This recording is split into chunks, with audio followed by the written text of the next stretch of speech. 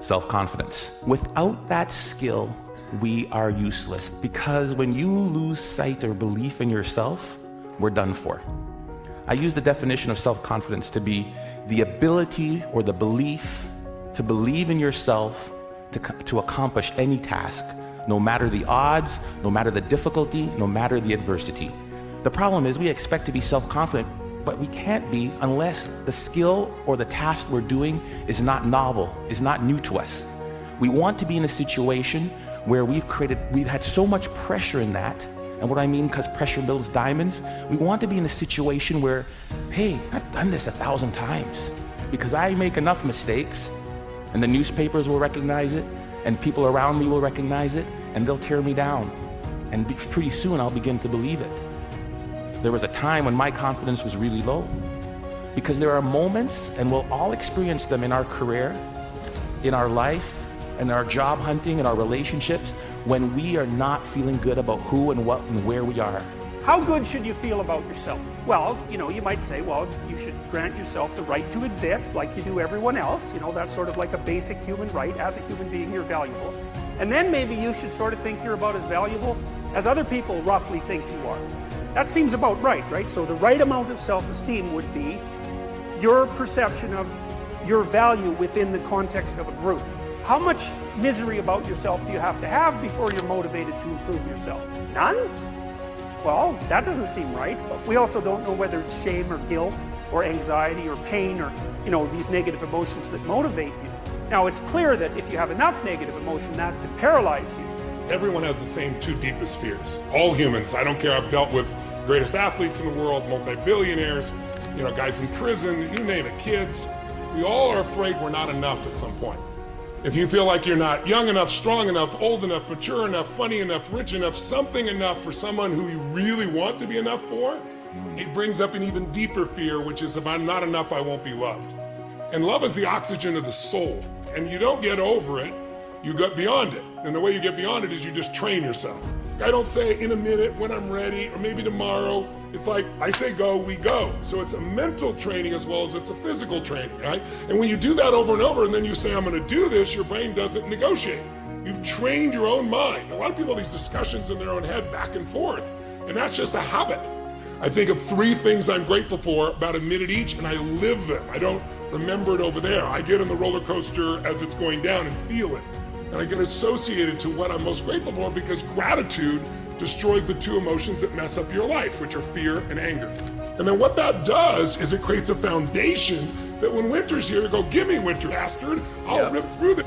I don't care what it is you want to do, I'm ready.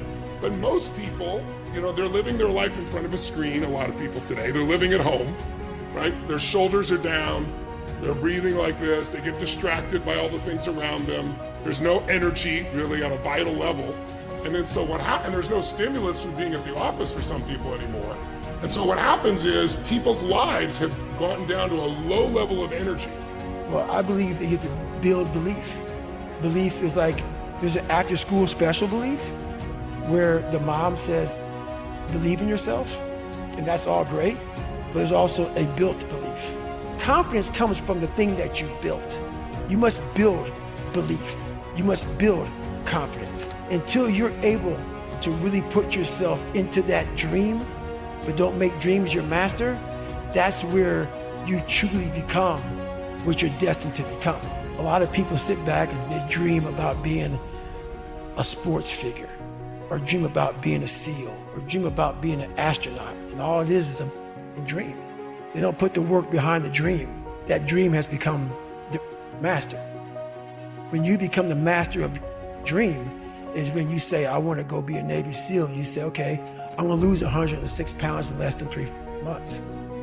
The dream was the one thing I thought about, and the dream was now gone. Now, what comes in, the dream goes away, and the laundry list of details and tasks come up. Gotta do this, gotta do this, gotta do this, gotta do this. That's when you become the master of your dream. So, a lot of people out there dreaming. If you're gonna get a new result, if you're gonna grow your business, if you're gonna be able to support your mom, if you're gonna get rid of the anxiety, if you're gonna be able to overachieve and not have all that fear inside of you, you obviously need to get a new result you're going to have to get new action. We all know that. You don't get new results with old actions doing the same thing. What human beings can do is amazing. What they will do is usually disappointing. It's not because we're not capable of it. It's because we don't have new actions because we get in certain emotional states that dominate us, like anxiety, like fear of failure, right? Like the fear of the loss of your mother as an example.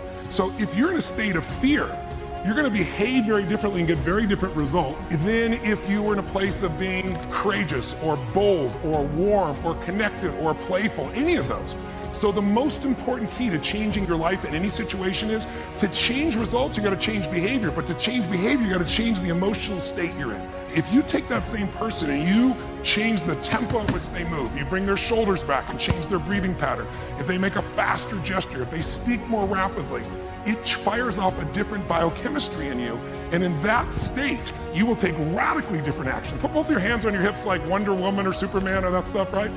If you stand like this and you breathe deep for just 2 minutes, what the science found was that you will absolutely increase your testosterone by 20%. Man or woman, you'll drop your cortisol, which as you know is the stress hormone, by 22%, and you're 33% more likely to take action if you wouldn't have before because fear would have stopped you.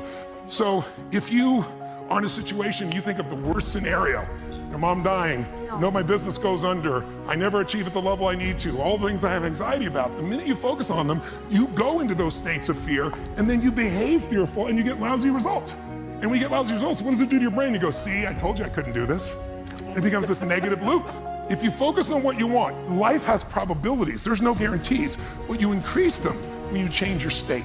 And that's really what this is all about. Learning to change your body and learning to change your focus. We have the ability to, no matter what our circumstances are, get better. So as a human, why wouldn't I every day try to be the best version of me? You didn't necessarily live to be 100, but the time you had on earth, you put in work. And then you went and dominated one area, and then you start coming over and say, now I'm coming into some other areas that are not my areas per se, but I'm gonna bring my greatness over here and I'm gonna kill it. And that's all I'm saying to people. Greatness is in you, activate it. But what you're activating is the norm. This isn't right, that isn't right. I'll do whatever it takes to make that happen. Get up early, get a PhD, write a book, put a bunch of free videos up online, learn a second language. I'll do whatever it takes to keep this freedom. I'll do whatever it takes. There's enough people that are telling us we can't do it, that we're not good enough. Why do we want to tell ourselves that? We know for a fact that thoughts influence actions. Why do we want to say that negative self-talk to ourselves? We need to get our own self-affirmations. Muhammad Ali, what was his self-affirmation? I am the greatest. There need to be quiet moments in your bedroom that we need to reaffirm, I am the captain of my ship and the master of my fate. That is my affirmation. We're supposed to be different, folks. And when people look at us, believe in yourself.